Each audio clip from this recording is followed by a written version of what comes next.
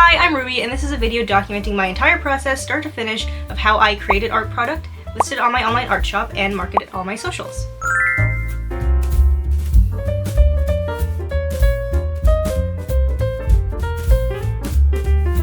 For some context, I'm a self-employed artist and content creator. I graduated from art school in the spring of 2024 with the Bachelor's in Fine Arts, and since then I've been creating art content for YouTube, posting on my socials, and I launched an online art shop. I focus on handmade art like acrylic paintings, polymer clay trinkets like necklaces and keychains, and I do prefer to do it all by hand rather than use a manufacturer or outsource, which you will see in this video. It's been quite the journey since I started my art business, but honestly, I kind of feel like I've fallen off. I'm really creatively burnt out. I feel like I'm in a bit of an art slump. So to get back into the swing of things and to show you every step of my process, today I'm going to make a new art product for my shop, and I'll show you every step of that process, which includes planning the product, creating a prototype, listing it on my shop, and finally marketing it on my socials. So let's get right into it.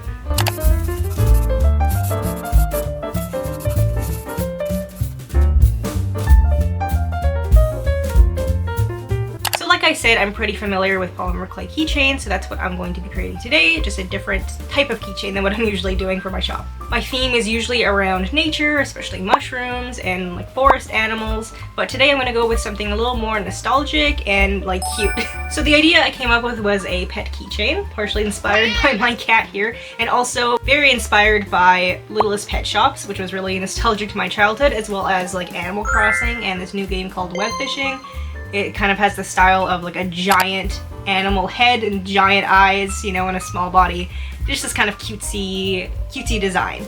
So that's what I'm designing here, and I also thought this would be a great base for a commission. So if in the future I want to make other people's pets as a like Animal Crossing cartoony version of it, and I can make it into a keychain for them, I could offer commissions. The idea is also inspired by Tamagotchis. There was actually a Littlest Pet Shop Tamagotchi from the 2000s. I don't know if anyone has seen these or if I'm just really old, but these are like a rip-off of Tamagotchi basically in a Littlest Pet Shop form, and they also came with little charms that were related to the animal. So I thought that was such a cute idea. So for the cat keychain, I'm going to make a little fish, and the dog keychain I'm going to make a little dog bone, and they're both also going to have a colorful star. So this is quite different from what I have in my shop currently, which is kind of more like cottagecore vibes, but I have worked with like nostalgic art in the past before. I've worked with a Littlest Pet Shop inspired figurine in the past, so I'm leaning more into that direction.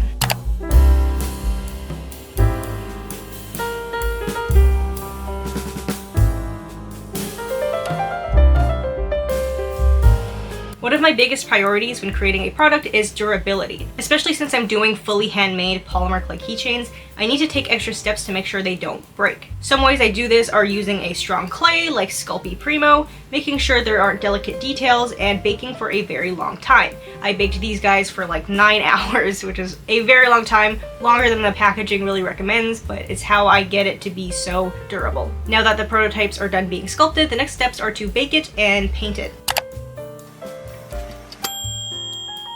So here they are after baking, they're all ready to go.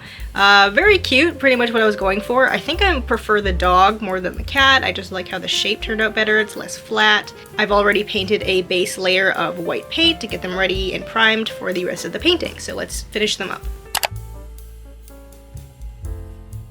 And now I'm just finishing up with some acrylic paint. I know a lot of people prefer to use colored clay and have it just be done straight out of the oven so they don't have to paint over it like this, but I prefer this method. I think I have more control over the details and just the overall look of it. And the last step is to glaze. I like to use a water-based paraffin. I just prefer it over UV resin, which I know is a little more common. I think it protects very well, it's easy to dip, it's not as toxic to be around, and now we just have to let it dry. Now that I've finalized the design and the product, it's time to list it on my shop and sell it. But first we need pictures and promotional videos of the product. I'm going to use my Sony ZV-E10 to do this, and also my iPhone, just to make it easier when I post it on like Instagram and TikTok, the shorter form content.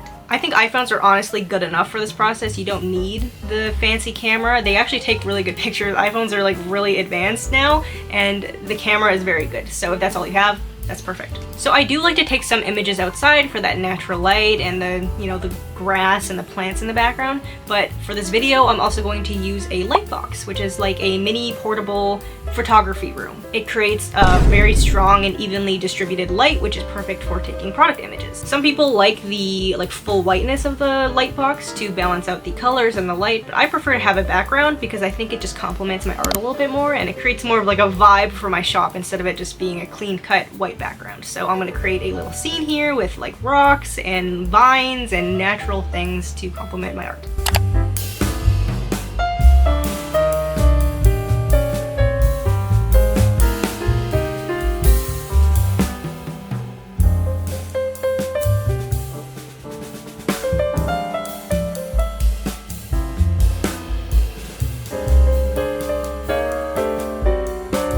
So before I can announce this product on my socials, I first have to create a listing for it so it can be available for purchase.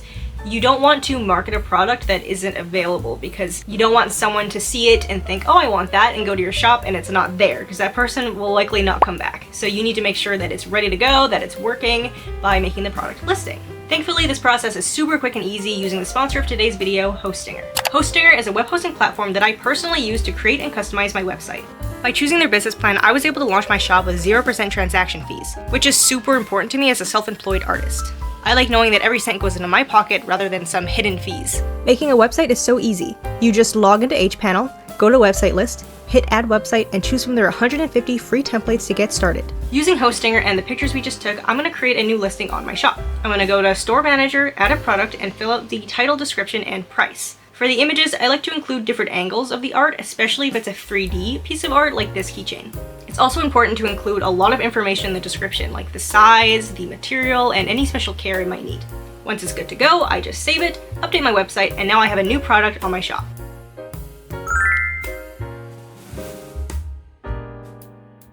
So if you want a website, shop, custom domain, and more, I have a discount code on all yearly plans.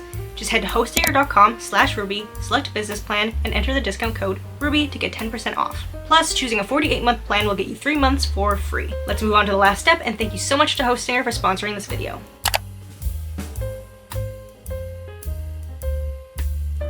Honestly, after all that work, it feels like listing it on your shop should be the last step.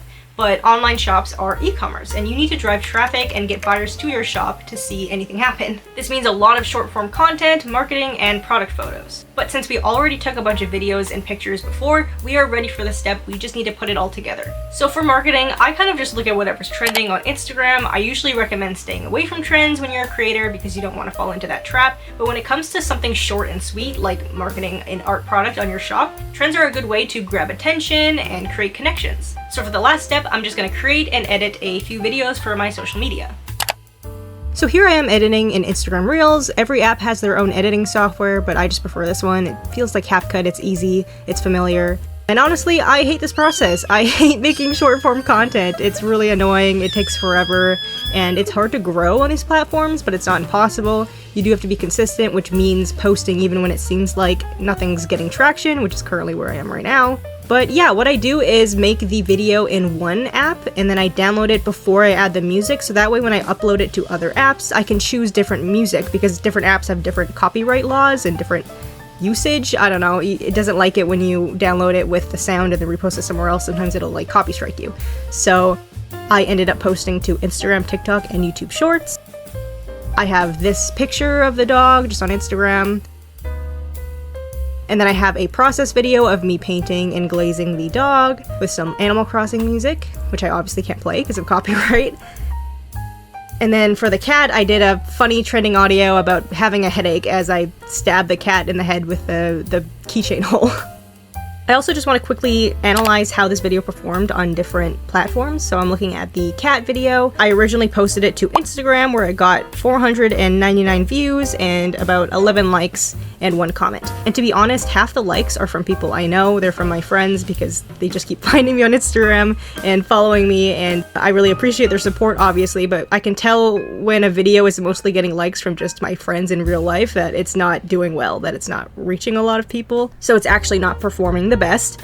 And then I posted it on TikTok where it got 982 views, 41 likes, and 1 save, and I think a couple of people followed me off that TikTok. And I find that TikTok is way better for having an outreach. I feel like there's just way more people that get to see what you did. I think the videos, they drop off very quickly, but when you first post it, it has a better chance of actually reaching new people, which I find Instagram just doesn't do anymore. I don't know if I just don't understand how the algorithm works, or I don't know. It's just not working the way that I need it to be working. So next I did YouTube Shorts, where it got 1,843 views, which is obviously the most, 11 likes, but none of them are from my friends in real life. It's like people who follow me and people who saw it on their For You page, so that means more outreach, and 2 comments. I have been neglecting YouTube Shorts lately just because I've been doing YouTube videos. I just haven't really found the time, but honestly, I think if I get back into short form videos, I'm gonna focus on TikTok and YouTube Shorts, because Instagram just doesn't feel like it's it anymore. I feel like it only likes rage bait and like political discourse. I don't know. It doesn't like whimsy, I feel like. And I've seen a lot of other artists say that they feel the same. They say that they're not getting enough outreach, they're not reaching enough people. But I definitely think that TikTok and YouTube are just better suited for finding new people and for finding your community. That's just my opinion though. But don't forget that marketing isn't just short form content, it's also keeping up with your community. It's interacting with people around you. It's making any kind of content, not just short stuff. It can be your YouTube channel, it could be like a podcast if you want. Anything that you're doing that provides like free value and that have the potential to reach people is marketing, in my books at least.